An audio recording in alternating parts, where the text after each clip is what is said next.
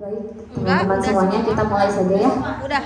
Tadi karena sudah pukul 1 titip lebih, ke aku jadi tadi langsung. saya mohon atensi dan perhatiannya dari rekan-rekan semua untuk memperhatikan diseminasi yang akan saya sampaikan, kurang lebih hanya 30 menit gitu ya. Baik, bismillahirrahmanirrahim. Assalamualaikum warahmatullahi wabarakatuh. Selamat siang ibu-ibu semuanya, sehat yang ada di sini?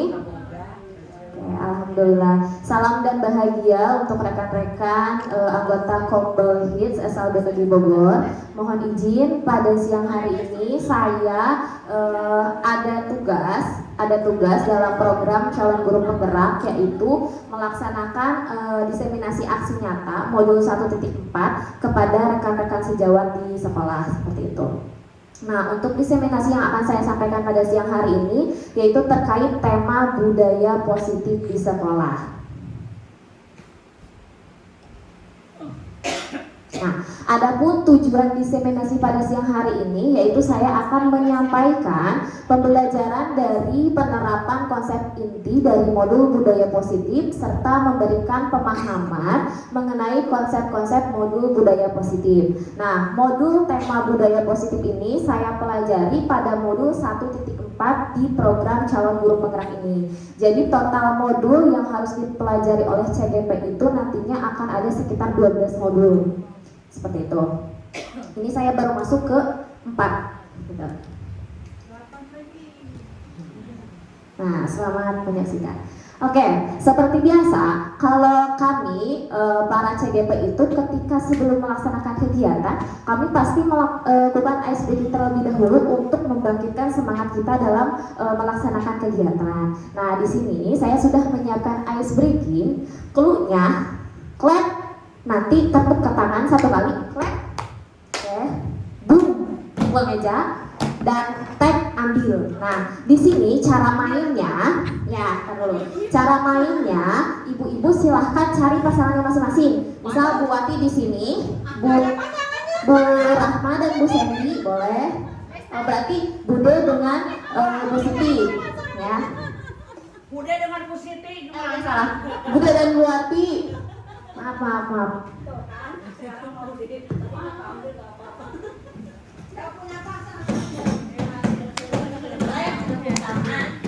Kalau saya bilang clap, tepuk tangan 1 kali. Kalau saya bilang boom, berarti tepuk meja. Kalau saya bilang tap, berarti ambil, ya.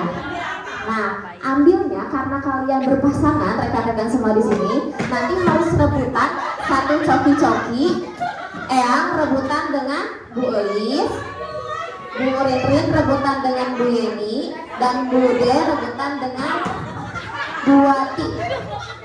Ya. Tapi mohon izin, ini cara bermainnya harus sambil berdiri, ya, harus sambil berdiri dan berhadap-hadapan. Nih, ini Bu Rahma, ini Bu Sandy, ininya di sini. Bu Rahma lawan Bu Sandy. Biar semangat. Ya. Bu Rinrin nggak boleh durhaka. Ayo Bu Rinrin nggak boleh durhaka. Untuk clue-nya saya geser dulu ya. Oke. Diingat tadi apa? Clue-nya? Clap, tepuk tangan sekali. Boom, pukul meja sekali. Kalau tag langsung ambil. Oke? Oke, siap. Siap ya. Ini saingan berat. Ini harusnya dipisah gitu. Oke. Fokus ya, fokus ke instruksinya. Siap, 1, 2, 3. Clap. Clap. Salam Bude. Clap. Oke, lagi ya. Clap. Clap. Clap. Boom. Oke, ini masih percobaan ya, masih percobaan. Kita ulangi. Clap. Clap. Boom. Clap. Boom. Clap.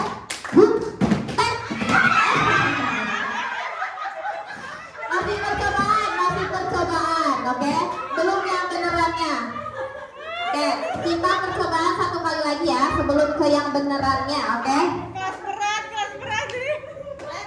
Oke, siap, fokus semuanya. Bu Is, awas kualat Bu Is. Boom, boom, klek, boom, boom, klek, klek.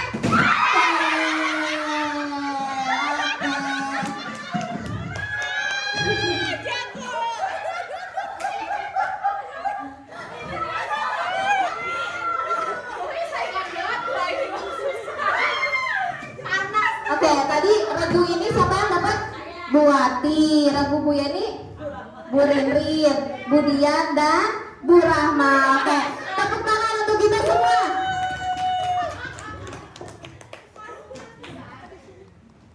Oke, udah semangat ya? Udah mulai terpancing ya semangatnya ya. Oke, sekarang kita akan masuk ke materi. Nah, di sini saya akan menyampaikan 5 materi. Yang pertama mengenai disiplin positif di sekolah, kemudian keyakinan kelas, yang ketiga hukuman, konsekuensi serta penghargaan, yang keempat kebutuhan dasar manusia, dan yang terakhir segitiga restitusi. Next.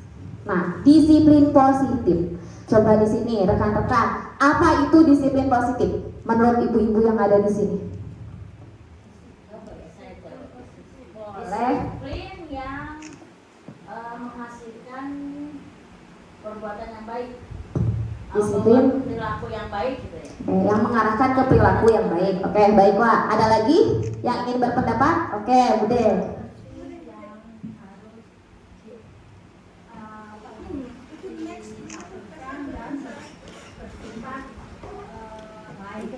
Mematuhi tata tertib yang harus dilakukan. Oke, Guru BK, silakan. Upaya yang diberikan kepada peserta didik agar mereka patuh tanpa memberikan hukuman kepada peserta didik. Cek klubnya tanpa memberikan hukuman. Oke. Nah, menurut modul guru penggerak, disiplin positif itu di sini ada menurut tokoh pendidikan ya Ki Hajar Dewantara menyatakan bahwa untuk menciptakan murid yang merdeka, syarat utamanya adalah harus adanya disiplin yang kuat. Disiplin yang dimaksud adalah disiplin diri yang memiliki motivasi internal. Aduh, kehalaman.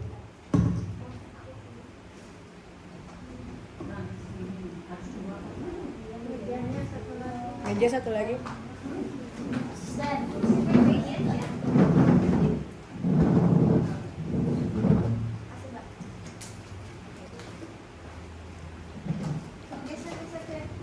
Oke, kita lanjutkan ya.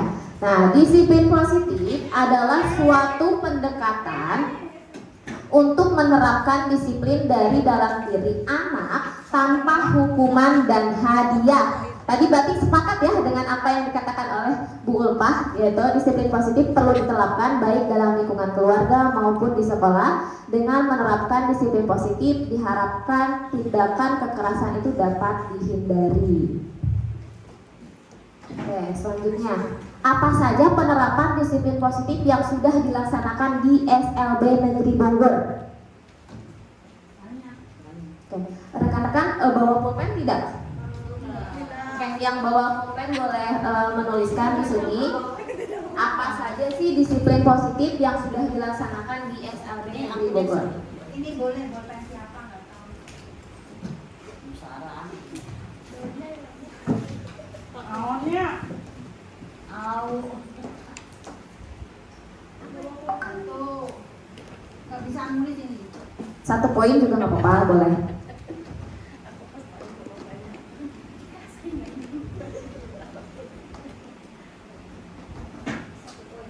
Ya, Boleh 1 poin aja Bu. Disimpan aja dulu Bu di mejanya. Satu aja. 1 nggak apa-apa. Nggak 5. 5 boleh. Oke, saya minta Bu Sandy. Tertulis. Oke, saya minta Bu Elis untuk menyampaikan apa sih penerapan disiplin yang sudah dilaksanakan di SLB Negeri Bogor. Khususnya di kelas saya ya, kelas kecil, dimulai dari datang tepat waktu, pulang sesuai jadwal, memakai seragam sesuai aturan, menyelesaikan tugasnya dengan sampai beres, baru sekitar situ saja sih untuk anak kecil. Iya.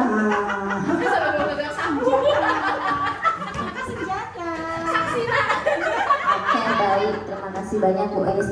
Tadi kan saya akan menyampaikan 5 materi ya pada hari ini. Nah, itu saling berkaitan ya rekan-rekan. Nah, di sini dari disiplin positif, nah, muncullah nilai-nilai kebajikan. Apa itu nilai-nilai kebajikan? Nilai kebajikan merupakan sifat-sifat positif manusia yang merupakan tujuan mulia yang ingin dicapai setiap individu. Nilai-nilai kebajikan yang ingin dicapai oleh setiap anak Indonesia dikenal dengan apa? Profil pelajar Pancasila. Nah, di sini ada 6 karakter. Aduh, saya salah ngetik. Oke, sebelum ke situ, Bu Rin, 6 profil pelajar Pancasila itu apa aja, Bu?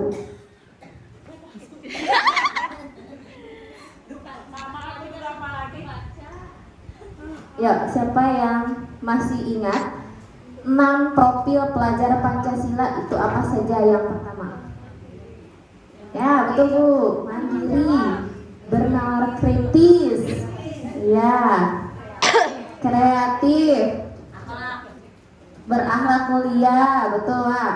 Oke, kita spill ya. Nah, di sini ada 6 karakter profil pelajar Pancasila. Yang pertama, beriman dan bertakwa kepada Tuhan Yang Maha Esa. Yang kedua, mandiri. Yang ketiga, bernalar kritis. Yang keempat, gotong royong. Kelima, kreatif. Dan keenam, kebinakaan global. Ya. Oke. Nah, di sini juga dibahas mengenai 9 pilar karakter. Yang pertama ada cinta Tuhan dan segenap ciptanya. Yang kedua kemandirian dan tanggung jawab. Yang ketiga kejujuran atau amanah. Yang keempat hormat dan santun. Yang keenam dermawan, suka tolong menolong dan gotong royong. Yang ketujuh percaya diri, kreatif dan bekerja keras. Kedelapan kepemimpinan dan keadilan. Kesembilan baik hati dan rendah hati. Nah, dari 9 pilar karakter ini sangat berhubungan dengan tadi ya, dengan ke poin 6 profil pelajar Pancasila. Nah, apa sih nilai-nilai kebajikan itu dalam disiplin positif? Di sini ada 2 tabel. Yang pertama peraturan, yang sebelah sininya ada keyakinan kelas. Nah, mohon izin saya bacakan. Untuk peraturan, contohnya selalu kembalikan buku ke tempatnya. Untuk keyakinan kelasnya itu masuk ke nilai kebajikan apa? Ke tanggung jawab gitu ya. Nah, ada contoh peraturan yang kedua, dilarang mengganggu orang lain. Nilai kebajikannya apa? Mengamati orang lain dan diri sendiri. Nah, peraturan yang ketiga ada hadir di sekolah 15 menit sebelum pembelajaran dimulai. Nilai kebajikannya apa? Ya, menghormati orang lain, komitmen pada tujuan dan lain sebagainya. Ini sekilas mengenai contoh nilai-nilai kebajikan. Nah, sekarang untuk materi yang kedua kita akan membahas keyakinan sekolah atau keyakinan kelas. Apa sih hubungannya dengan disiplin positif yang tadi sudah kita bahas? Nah, selama ini kita di kelas itu atau di sekolah selalu membuat tata tertib kelas gitu ya. Dan kebanyakan di situ menggunakan kata-kata negatif. Misal, dilarang buang sampah sembarangan gitu ya.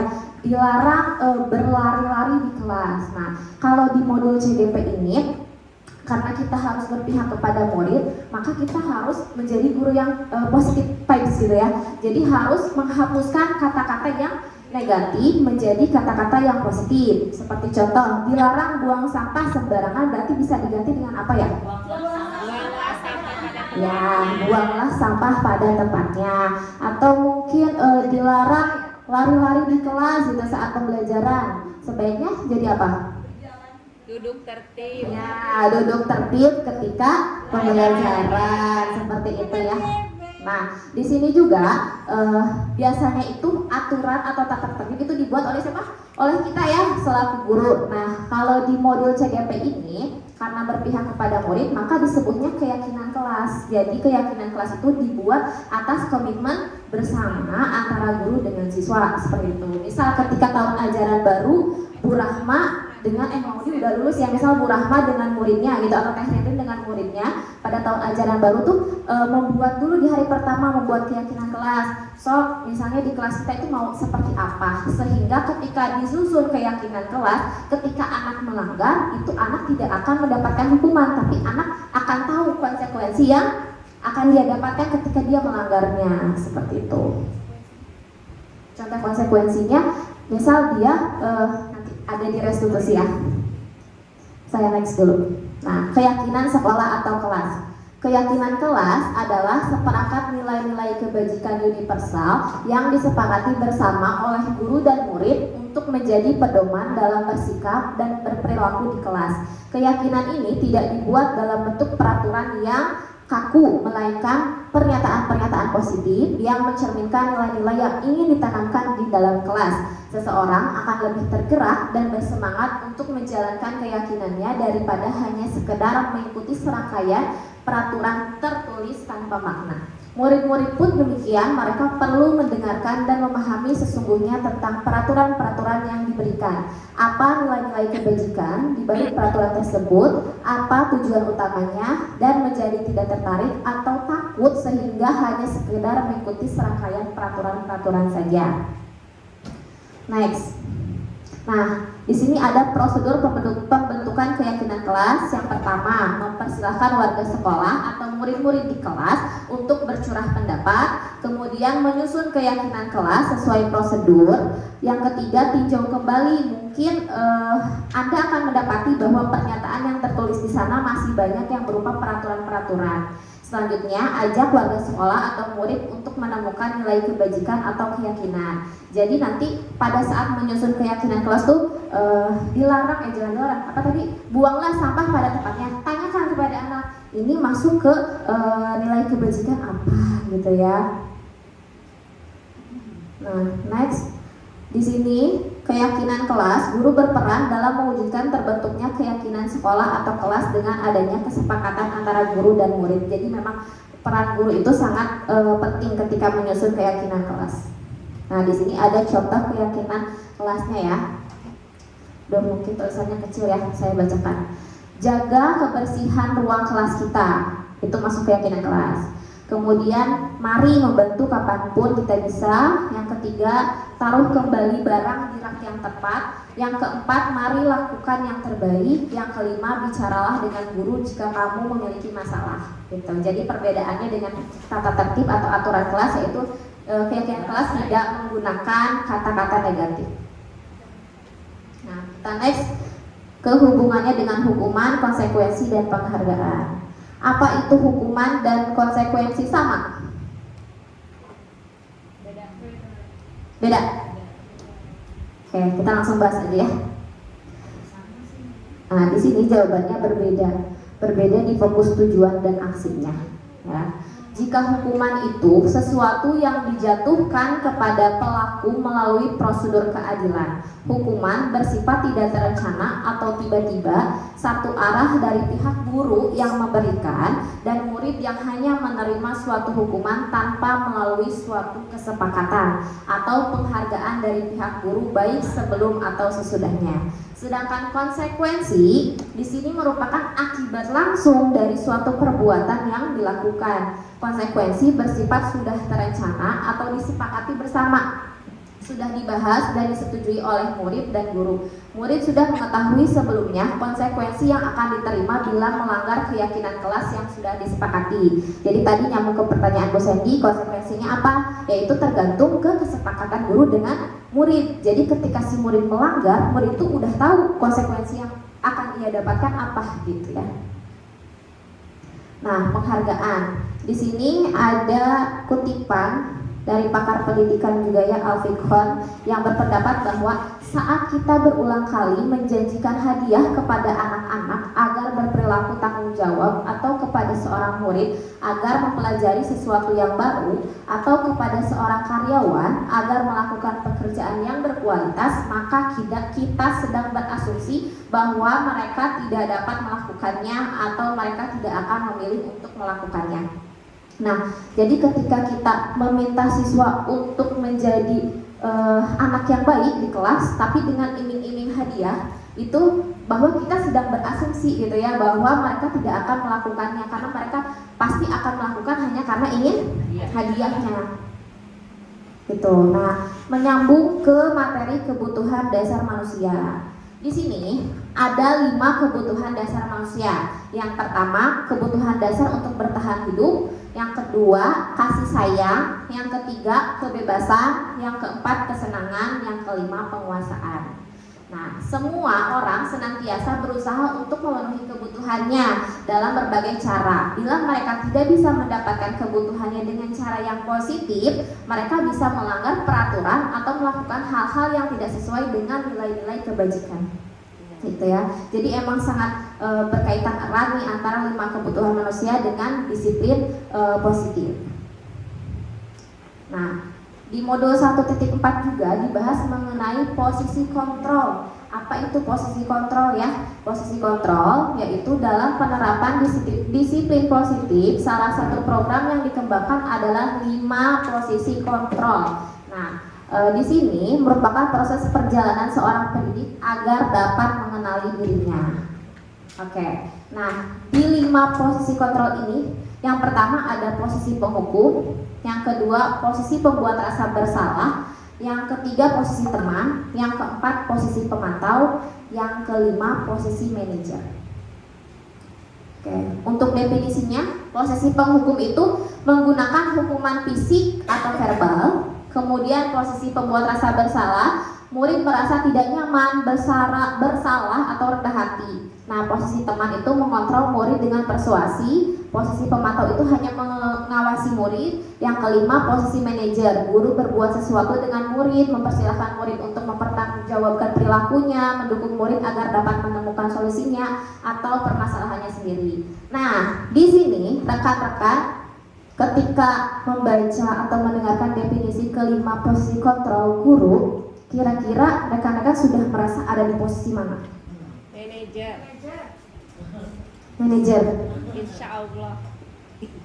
Kadang itu posisi 1 ya. Posisi ini cuman awas, jadi verbal nih ya. Ya. Kadang anak yang nakal itu posisi susah ya. Kalau saya pribadi masih merasa berada di posisi teman gitu ya. Jadi posisi manajer itu posisi yang memang sudah tinggi gitu ya untuk di 5 posisi kontrol guru. Nah, apa kaitannya dengan materi segitiga restitusi? Oke, kita sambungkan ya rekan-rekan.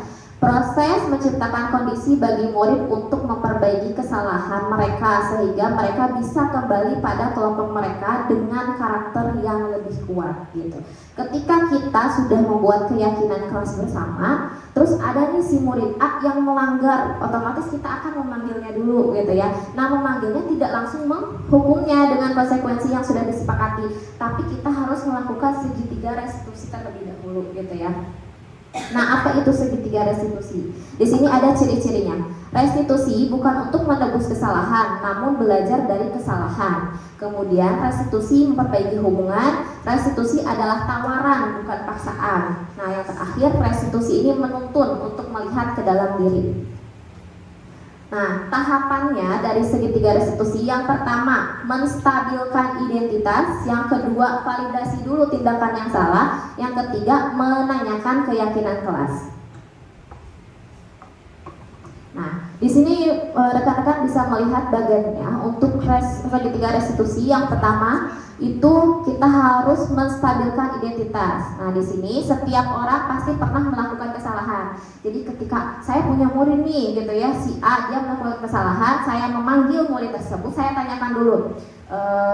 Saya tanya, apa kesalahan yang sudah kamu lakukan pada hari ini gitu dan lain sebagainya. Nah, di sini kamu bukan satu-satunya yang pernah melakukan ini. Kemudian naik ke validasi tindakan yang salah. Kamu tentunya punya alasan mengapa melakukan itu. Adakah cara yang lebih efektif untuk mendapatkan apa yang kamu butuhkan? Nah, yang terakhir menanyakan keyakinan. Keyakinan kelas apa yang telah kita sepakati? Lalu kamu ingin menjadi orang yang seperti apa? Nah, di sini untuk contohnya, hari ini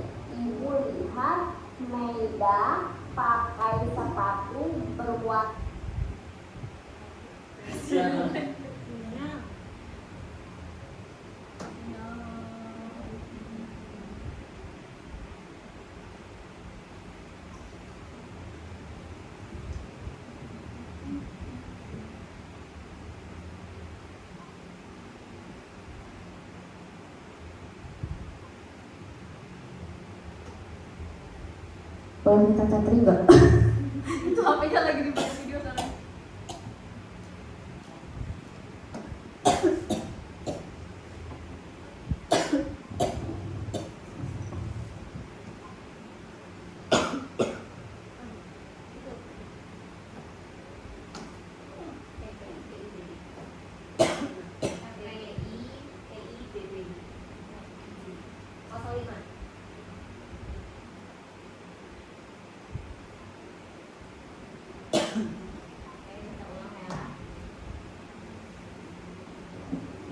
Hari ini ibu lihat Meida pakai sepatu berwarna putih. Betul atau salah? Ya. Di sekolah kita tidak boleh pakai sepatu berwarna putih. Harus sepatu berwarna hitam. Ya. Kamu hari ini sudah melanggar aturan sekolah, tapi tidak apa-apa. Besok kamu harus berubah menjadi lebih baik lagi ya. Kamu pasti punya alasannya apa hari ini kamu pakai sepatu berwarna putih. Kenapa? Oh, sepatu kamu basah. Ya. Lalu apa yang akan kamu lakukan?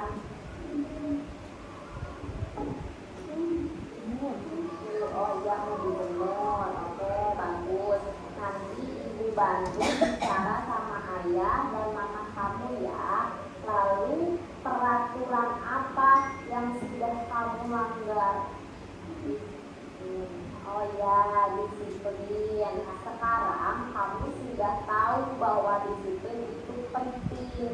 Besok kamu harus lebih disiplin lagi ya. Sekarang kamu boleh pulang. Dari video skenario segitiga restitusi yang sudah saya laksanakan, di sini saya melakukan dulu segitiga restitusi sebelum langsung menghukum anak gitu ya. Saya menanyakan dulu apa aturan yang sudah kamu langgar, kemudian apa yang akan kamu lakukan selanjutnya, meyakinkan dulu gitu ya. Jadi tahapan segitiga restitusinya sudah saya lakukan.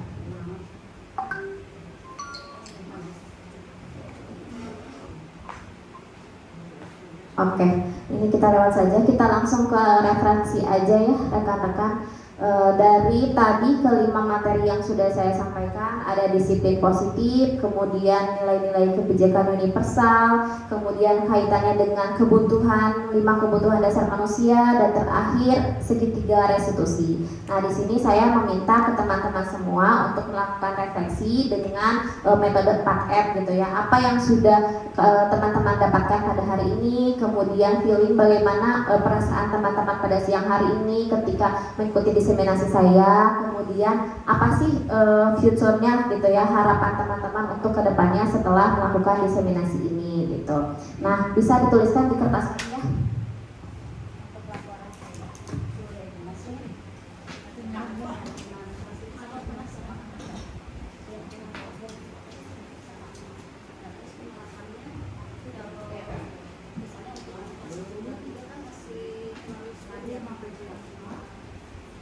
Bisa nggak kesepakatannya dengan orang tua? Masih kecil ya, betul.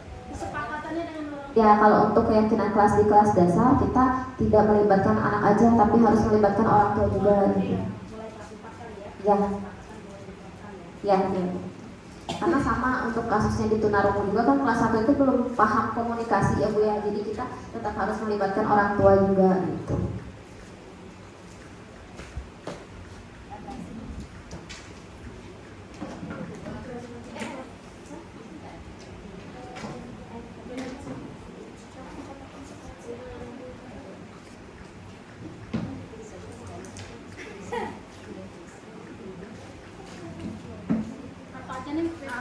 Apa yang sudah didapat?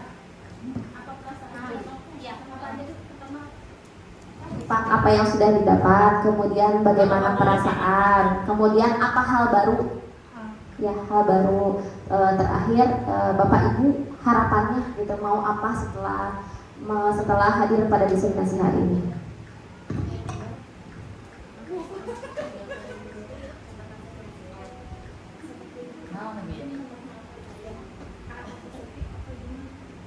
Kalau untuk contoh kesepakatan kelas itu memang balik lagi ya ke gurunya, tapi dia tidak boleh ke arah negatif, misal ke hukuman verbal dan lain sebagainya.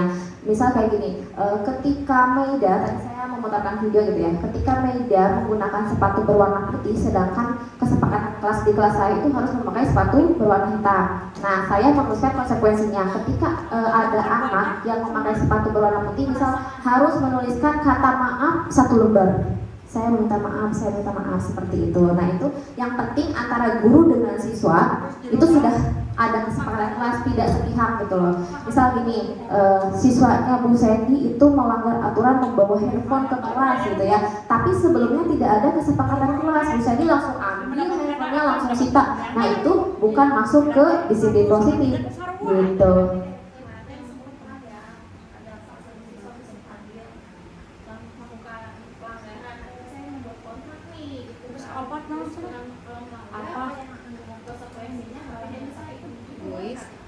Nah, berarti itu kan dibuat setelah kejadian ya. Kalau kesepakatan kelas ini tuh dibuat di awal tahun ajaran.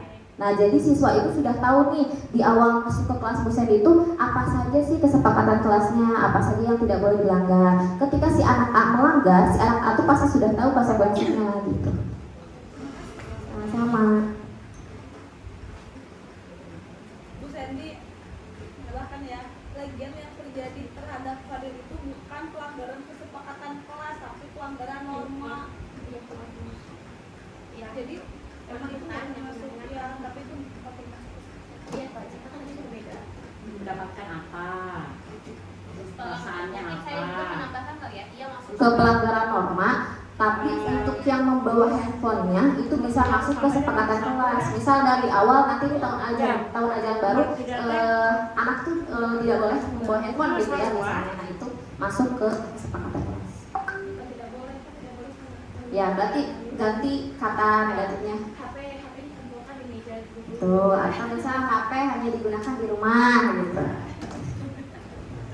Positif vibes banget ya. Terus ada juga konsekuensi tuh ibarat kayak anak sekarang nggak sih, kayak gadget bilangnya konsep, dengan konsep. Ya nggak sih? Saya bukan gadget.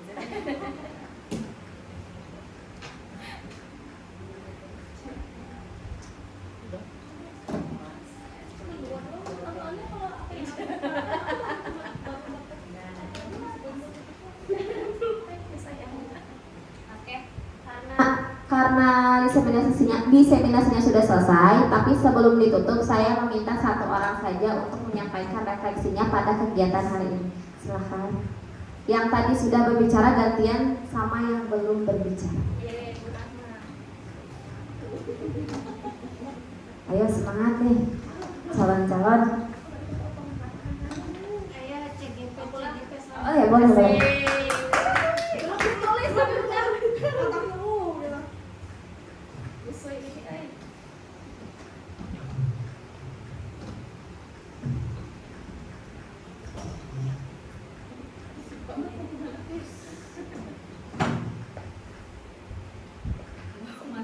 Itu mic-nya. Jadi kan apa-apa, tapi kan abu jadi ada dinya, karena dia apa-apa ya. Tidak mau. Ayo siap nanti jadi cegetan atau ngobrol. Yang saya dapatkan dulu ya. Ya. Yang saya dapatkan setelah mengikuti diseminasi ini mendapat pengetahuan baru tentang disiplin positif yang bisa diterapkan kepada peserta didik kita gitu. Harusnya seperti apa, karena memang kan selama bertahun-tahun mengajar tidak pernah seperti itu gitu. Ya, perasaannya tentu saja senang. Itu saja mungkin. Findingnya apa yang temuan baru yang Ibu dapatkan? ya temuan baru selain tentang itu kan saya nggak hafal ya karakter apa? Oh iya, profil pelajar Pancasila. Iya itu bukan temuan baru karena saya tidak hafal itu, tapi ya jadi lebih tahu gitu. Yang kedua ya itu tentang disiplin positif dan untuk membuat kesepakatan kelas juga, karena memang sejak walaupun misalnya kita mengajar anak-anak yang kecil mungkin ya dengan orang tua, dengan anak-anak juga sedikit-sedikit ya seukuran mereka pahamnya gitu, kan harus yang gimana mungkin kan kita juga gitu. Itu saja lah. Oke, baik, terima kasih banyak Bu Rinrin. Tadi ada highlight yang saya dapatkan dari kata-kata Bu Rinrin. Jadi memang iya, ketika kita mau menerapkan disiplin positif, mau menerapkan segitiga restitusi ketika ada siswa yang melanggar aturan gitu ya, memang kita tidak perlu yang langsung ke peraturan yang susah gitu. Kita harus menyesuaikan juga dengan kemampuan anak. Ketika anaknya belum paham, berarti kita libatkan orang tua juga gitu. Tapi satu hal, jangan kita beranggapan oh anak kita mah anak berkebutuhan khusus, anak SLB terkudulah gituan gitu, nggak usah kayak gitu. Tapi kita tetap harus juga ya menerapkan disiplin positif terhadap anak-anak kita, karena bagaimanapun kan anak-anak kita juga sama gitu ya. Kita harus memandang sama gitu. Iya, betul. Oke, terima kasih banyak untuk ibu-ibu, rekan-rekan anggota Kombel SLB Negeri Bogor yang sudah hadir pada diseminasi siang hari ini. Di sini salam guru penggerak, tergerak, bergerak dan menggerakkan. Mohon maaf apabila banyak kekurangan yang telah saya sampaikan, dan semoga rekan-rekan di sini juga gitu ya tergerak hatinya untuk mengikuti seleksi CGP di angkatan 12 tahun ini. Oke, semangat. Oke, terima kasih banyak. Wassalamualaikum warahmatullahi wabarakatuh.